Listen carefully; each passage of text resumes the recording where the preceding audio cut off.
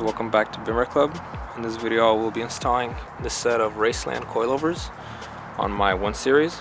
I wanted to go with coilovers this time around and have the ability to adjust the height.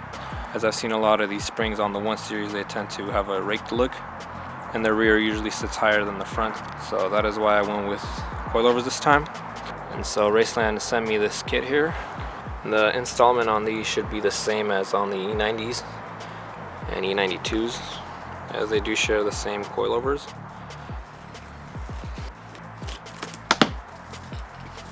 So in the box here we do get a Raceland decal as well as some instructions, and here they are. So in the box here they did include a t-shirt, which is nice of them.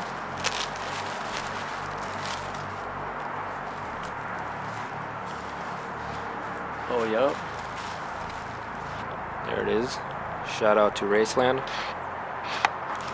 And here we have, oh snap. So apparently they also included this awesome keychain that matches the coilovers themselves. That's super cool.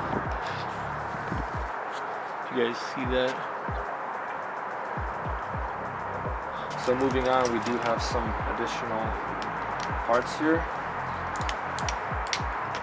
as well as the tools needed to adjust the coilovers. Also the adjustment for the rear. The other one. And here are the front ones. Let's take them out and see how they look.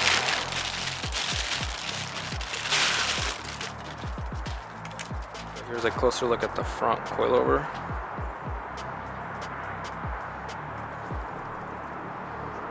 Really high quality. Looks badass. Here's the other side. And the rear springs.